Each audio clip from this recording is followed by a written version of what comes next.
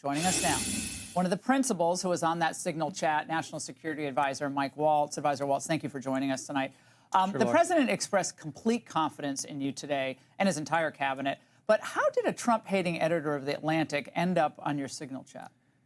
You know, Laura, I'm not a conspiracy theorist, but of all the people out there, somehow this guy who has lied about the president, who has lied to Gold Star families, lied to their attorneys, and gone to Russia hoax, gone to just all kinds of links to lie and smear the president of the United States. And he's the one that somehow gets on somebody's contact and then gets sucked into this group. Is someone in your intel? Is someone in your intel team trying to cause trouble here? Because that's the scuttlebutt out there. Look, that we have people. We have people. No, look, this is a great group. The president has a great team. This is not first term. No, your team. I'm not talking about the other principals. No. These were principals and a couple of staff that were coordinating, as you saw, having a policy discussion as we went forward, and then just in the days before what was an incredible strike.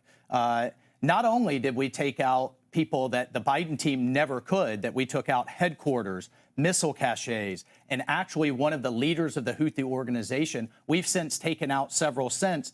And, you know, that's what they don't want to talk about. They don't want to talk about the success here. They don't want to talk about the hostages getting released. They don't want to talk about the Black Sea ceasefire that we just put in place today as the president ends the largest land war in Europe, or the border, or the fact that Panama just kicked China out of the canal, and success after success after success. So they want to focus on this. It's embarrassing, yes. We're going to get to the bottom of it. I just talked to Elon on the way here. We've got the best technical minds looking at how this happened.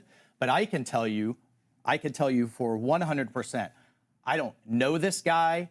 I know him by his horrible reputation, and he really is the bottom scum of journalists. And I know him in the sense that he hates the president, but I don't text him. He wasn't on my phone, and we're going to figure out how this happened. So you don't know what staffer is responsible for this right now?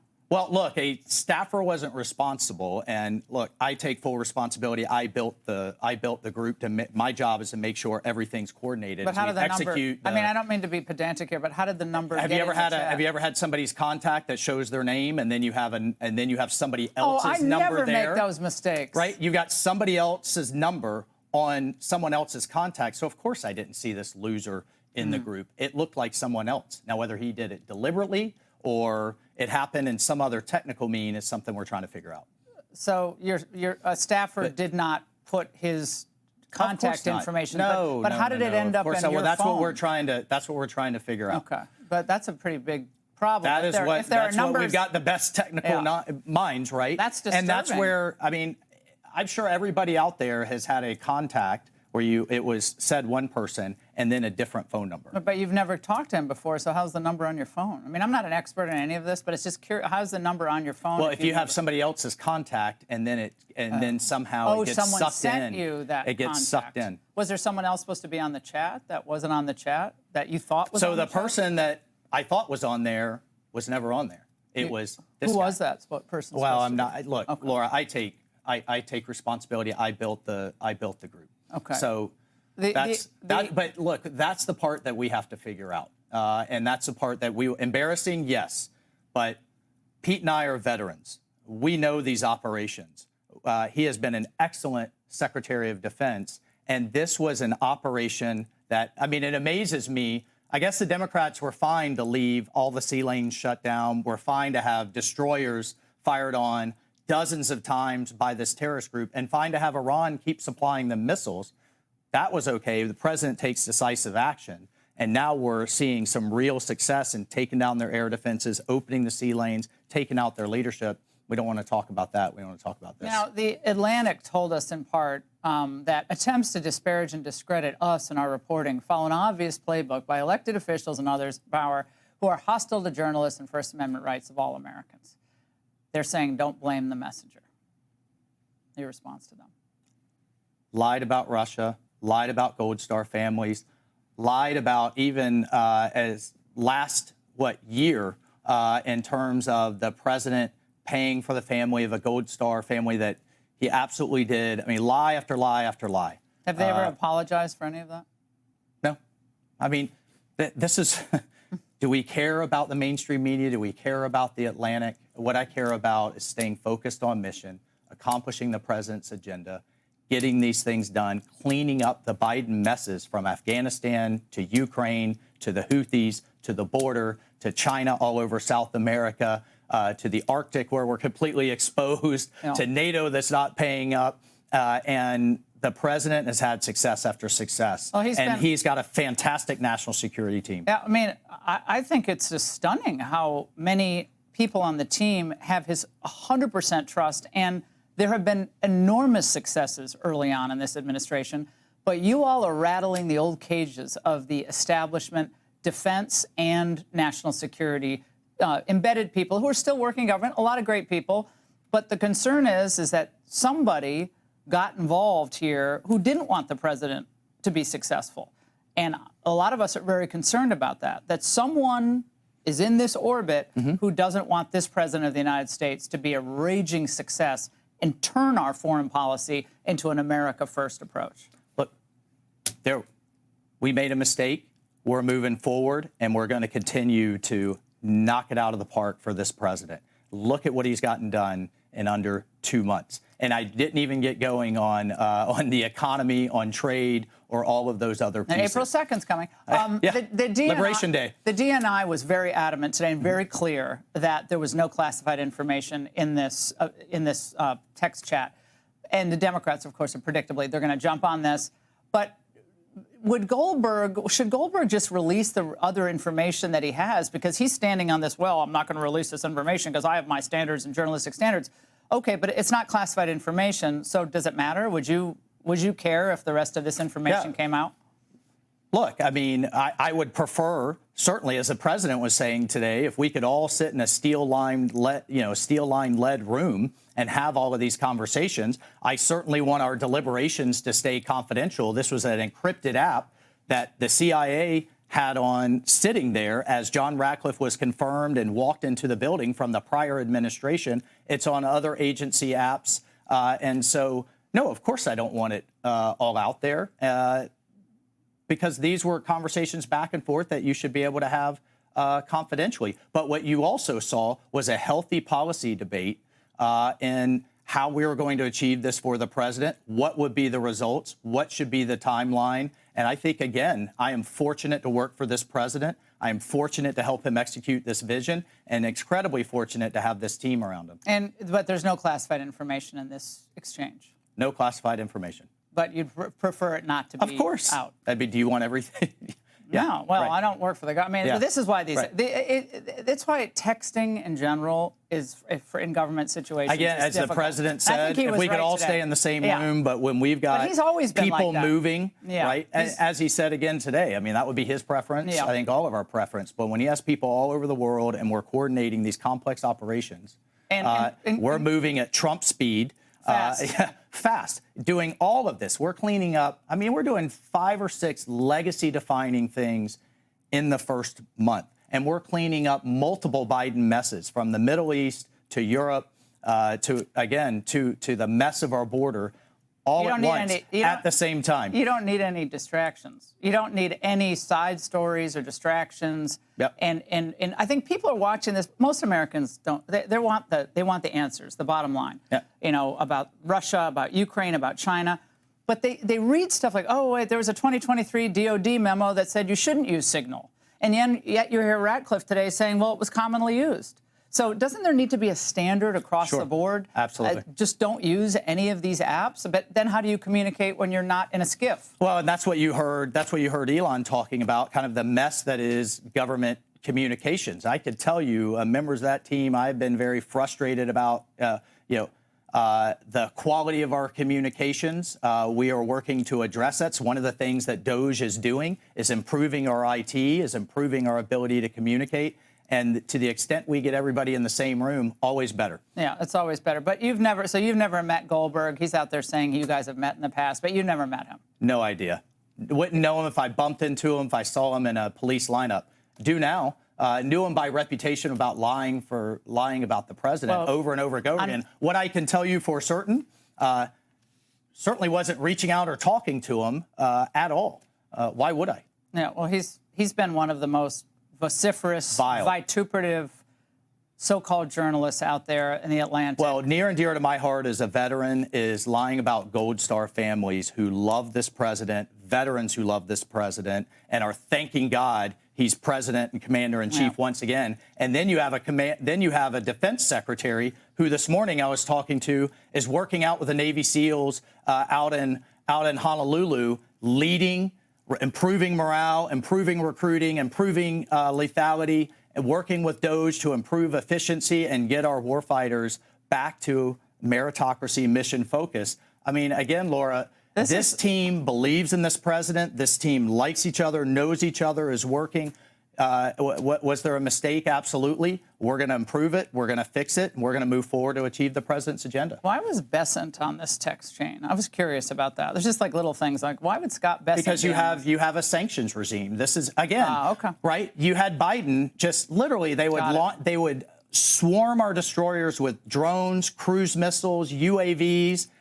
At first, he would allow them to just shoot them down, then pinprick attack, then 4 months would go by, shut down shipping. 75% of global commerce is getting rerouted. The world owes the president a favor, or excuse me, a thank you for taking this on and fixing this problem. And that is dry up their money, dry up their supply chain from Iran, hold Iran accountable, go after the missiles, go after the leadership. If you're going to move against a terrorist group, you take them out. And that's exactly what this team was doing. I was actually relieved to see the nature of the exchange among you. I mean, it's kind of cool for regular people just to see, okay, how do these decisions get made with the president and the, obviously Miller is representing the president.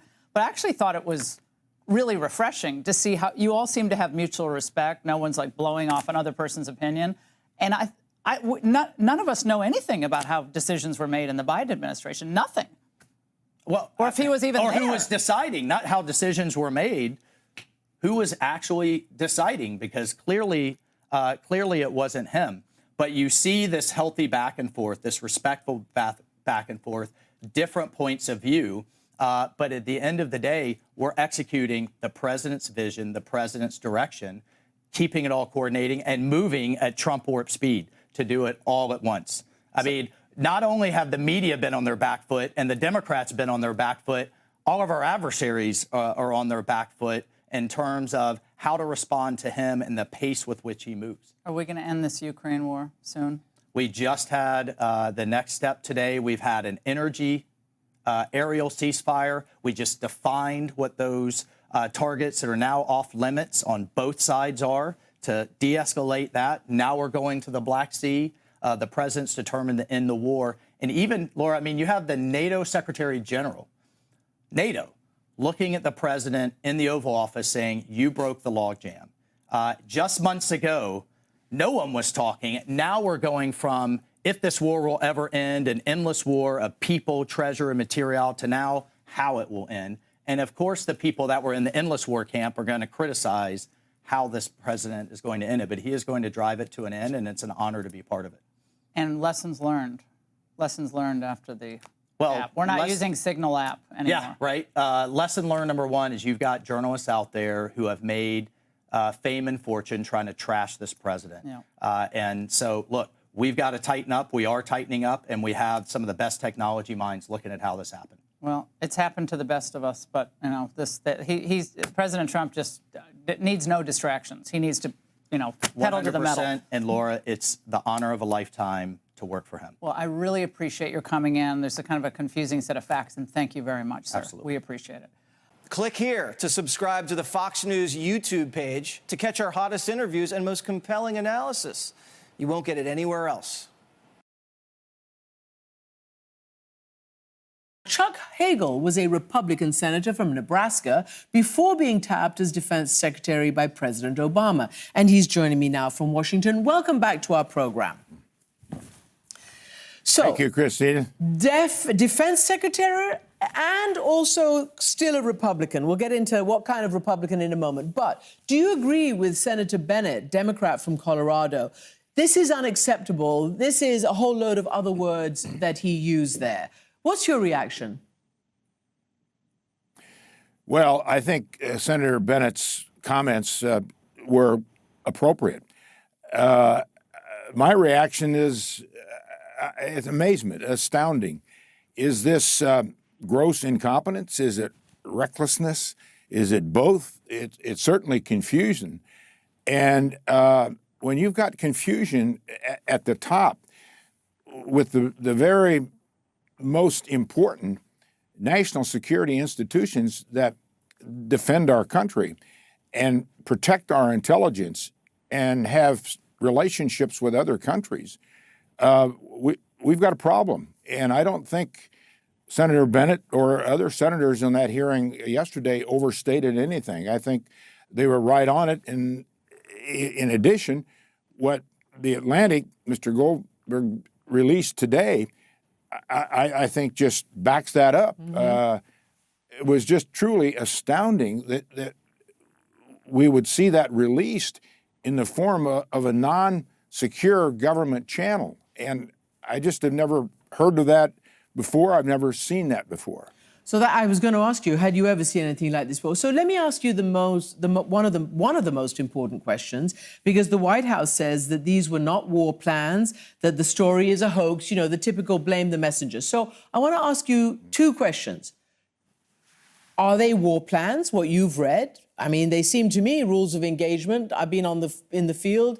I wonder what you think. And B, is this information that ordinarily would be considered classified? Well, I think it is information that would ordinarily be classified for obvious reasons. I mean, details of a strike, a war strike, it's going to kill people, do damage. That's the intent of it. I think that is classified information.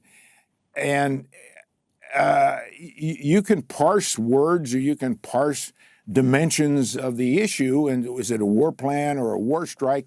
But it's all the same, and in many ways you can say that the specifics of a war strike, which this laid out, is even more important, and probably should be even more classified than war plans. But all of those, I think, are classified. Yeah, and should be classified. And it's interesting you're mentioning the use of semantics, because Hegseth, over the last 24 hours or so, has insisted, and he's basically denied, we didn't text any war plans. I mean, it's not true. It's untruthful. Would you agree? And this is the current Defense Secretary of the United States. Well, it is untruthful. And I'm sorry to see that for obvious reasons, because this is a baseline. This is a new administration that's barely been in office 2 months. And our allies, our friends, relationships that we've depended on for years and years to share intelligence, not just NATO, but countries all over the world. When they see this, they lose trust. They lose confidence in us. And I hear from ambassadors all the time. What are we going to do? What should we do? What are our alternatives if America is doing this? And then they see this kind of incompetency that's public and reflected and pretty clear. That just goes deeper into their mistrust and lack of confidence in us, and there are consequences for that. And there'll be significant consequences for that. What kind of consequences? I just want to, follow your lead for a moment, because not only were these war plans, attack plans, strike plans, used over this commercial satellite in, violation of protocol, and I'll get to that again in a second, but they said the most awful things about European allies. I mean, it was like a kid's coffee klatch. Oh, the Europeans are pathetic. Oh, let's figure out how we can do this and make the Europeans pay. Oh, I'm fed up with bailing out the Europeans. I mean, what is it with them in Europe? Well, I don't know. Answer your question, what is it with them in Europe? But I think it reflects what the president has said. President Trump has said that the Europeans and NATO allies are freeloaders, and they've taken advantage of America since World War II. And to say those things, and again in open channels, really, just reflects where the president and I think this administration are. But back to my point about consequences and how dangerous things like this are. You know, the post-World War II world order, with all its problems, with all its flaws, has worked out pretty well. And we led that world order based on the rule of law and freedom of navigation, a free trade. Everybody has opportunities. There's been no World War III. There's been no nuclear exchange. More people free and prosperous today than ever before. And what you're doing here by saying these kinds of things and moving in this direction